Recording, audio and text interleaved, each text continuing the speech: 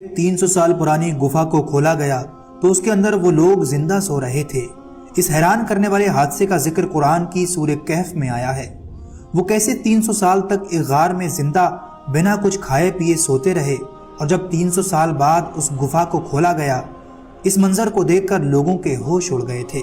दोस्तों, क्या हुआ होगा कि जब ये नींद से जागे होंगे और इस बारे में साइंस ने जो हैरान करने वाली रिसर्च की है, आज ये सुनकर आपका ईमान ताज़ा हो जाएगा। बस गुजारिश है, इसको एंड तक जरूर देखिएगा। दोस्तों, अल्लाह ताला ने कुरान करीम में एक अजीब व गरीब वाकया बयान किया है।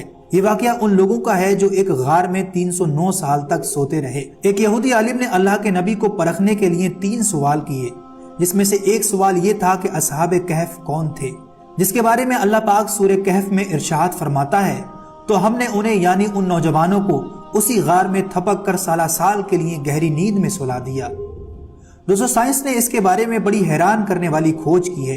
ये वाकया हजरत ईसा अलैहिस्सलाम के बाद का है। उस जमाने में लोगों की ज्यादातर तादाद बुत परस्ती में मुब्तला हो गई थी। उस जमाने में एक बादशाह की हुकूमत थी, उसका नाम दकियानूस था। तारीखी किताबों में आता है कि वो जालिम तरीन बादशाहों में से एक था। वो लोगों को हजरत ईसा अलैहिस्सलाम की तालीमात पर अमल करने से रोकता था और जो बुत परस्ती नहीं करता उसे कत्ल करवा देता। वहीं कुछ नौजवान अफसूस नामी शहर में रहा करते थे।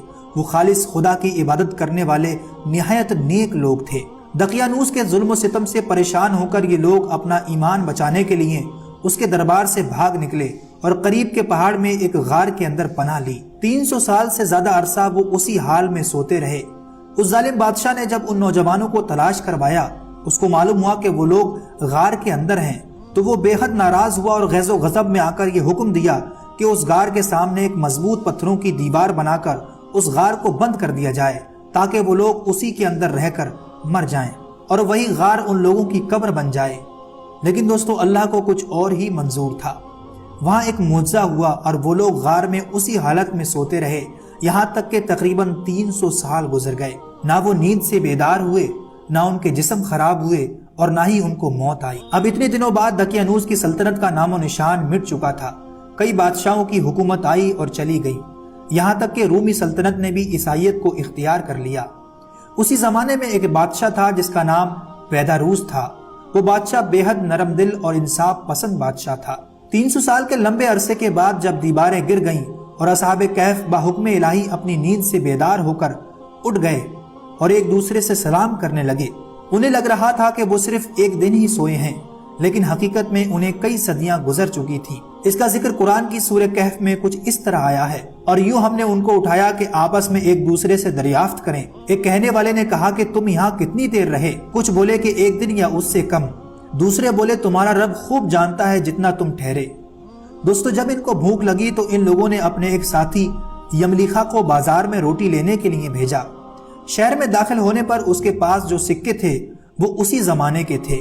वो करीब ही एक नान वाले की दुकान पर अपने साथियों के लिए नान खरीदने लगे। जब उन्होंने अपना वो सिक्का उस दुकानदार को दिया, दुकानदार वो सिक्का देखकर बहुत हैरान हुआ। उसे लगा कि इस आदमी को कोई खजाना मिल गया है। उसने यमलीखा को बादशाह के सिपाहियों से पकड़वा दिया। महल में ले जाकर यमलीखा से काफी सवाल जवाब होने लगे कि तुम्हें ये सिक्का कहाँ से मिला। उसने कहा, ये सिक्का मेरा ही है, मुझे कोई खजाना नहीं मिला है। और जब यमलीखा ने दकियानूस का नाम लिया तो सिपाहियों ने कहा कि इस नाम का तो कोई बादशाह आसपास की सल्तनत में मौजूद नहीं है। हाँ, सैकड़ों साल पहले इस नाम का जालिम बादशाह हुआ करता था। यमलीखा ने कहा कि हम तो कल ही इस बादशाह से जान बचाकर भागे थे और यहाँ करीब ही एक गार है जिसमें मेरे और भी साथी छिपे हुए हैं। यमलीखा की आंखों में सच्चाई झलक रही थी। उनकी बात मानकर काफी सारे लोग और सिपाही उस गार तक पहुँचे और उन्होंने वाकई उस नौजवान के और साथियों को भी वहाँ पर पाया। इस बात की खबर जब उनके बादशाह बैदारूस को हुई, बादशाह फौरन अपने बड़े बड़े उलमा और पादरियों को लेकर वहाँ आ पहुँचा। दरअसल बैदारूस ने अपने बाप दादाओं से इन नौजवानों के किस्से के बारे में सुन रखा था। उन्हें ये लोग असहाबे कहफ के नाम से जानते थे। 300 साल पहले बुत परस्ती से अपने ईमान को बचाने के लिए वो इस गार में आकर छुप गए थे और उन्हें वहीं बंद कर दिया गया था। बैदारूस ने जब उन लोगों को देखा तो सजदे में गिर पड़ा और उसने अल्लाह का शुक्र अदा किया। अब लोगों को यकीन हो गया कि मरने के बाद भी जिंदगी है और अल्लाह हर चीज पर कादिर है। इस सब के बाद दोस्तों, असहाबे कहफ ने लोगों को अलविदा कहा और उसी गार में जाकर सो गए और इसी हालत में अल्लाह ने उनकी रूह को कब्ज कर लिया। और इसमें कोई शक नहीं कि असहाबे कहफ का इतने लंबे समय तक सोते रहना اللہ کے معجزوں میں سے ایک معجزہ تھا۔ لیکن عقلی طور پر یہ سوال رہتا ہے کہ ایسا کیسے ہو سکتا ہے؟ ایک انسان 300 سال تک زندہ بھی رہے اور سوتا بھی رہے اور ان کے جسم بھی تر و تازہ رہیں، آخر کیسے؟ دوستو، آج کی سائنٹیفک کھوج اصحاب کہف کے اس واقعے کی صداقت کو بیان کرتی ہے۔ ویگیانک اس واقعے کو جس موضوع سے جوڑتے ہیں اس کو ہائبرنیشن کہتے ہیں۔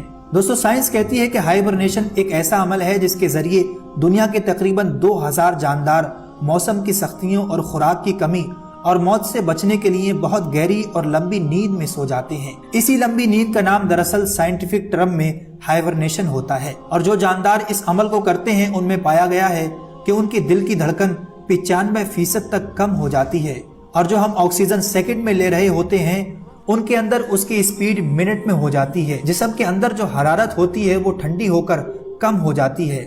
ہائبرنیشن پروسیس کے دوران جاندار کے جسم کی غذائی ضرورت اس کے جسم کی چربی اور کچھ سیلز پورا کرتے ہیں۔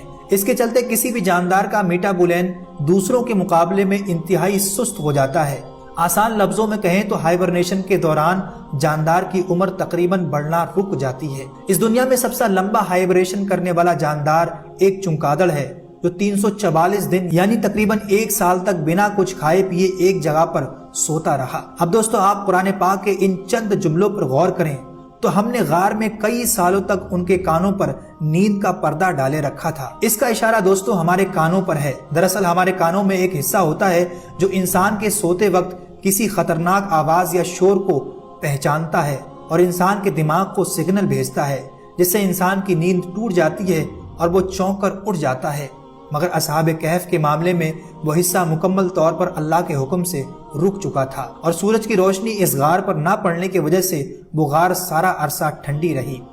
دوستو، سائنس مانتی ہے کہ سویا ہوا شخص اگر زیادہ دیر تک کروٹ نہ بدلے تو خون کا بہاؤ رکنے اور پریشر کی وجہ سے جسم پر بڑے بڑے زخموں اور بیماری کا شکار ہو سکتا ہے، جسے پریشر السر کہتے ہیں۔ مگر قرآن مجید فرقان حمید کہتا ہے کہ اصحاب کہف کی کروٹ باقاعدہ بدلائی جاتی رہی اور وہ اس بیماری سے محفوظ رہے۔ دوستو، سائنس کی یہ تحقیق کافی حد تک آج اصحاب کہف کے اس واقعے سے میل کھاتی ہے۔ سائنس جو بھی تحقیق کرے، مگر ہمارا ایمان تو قرآن پر ہے۔ اللہ ہم سب کو اس پر عمل کرنے کی توفیق عطا فرمائے۔ امید کرتے ہیں آج کا یہ ویڈیو آپ کو پسند آیا ہوگا۔ اس کے بارے میں اپنی قیمتی رائے میں نیچے کمنٹ باکس میں ضرور دیں۔ ویڈیو اچھا لگا ہو تو اسے لائک، اور آگے ایسی اچھی ویڈیو کے لیے چینل کو ضرور سبسکرائب کر لیں۔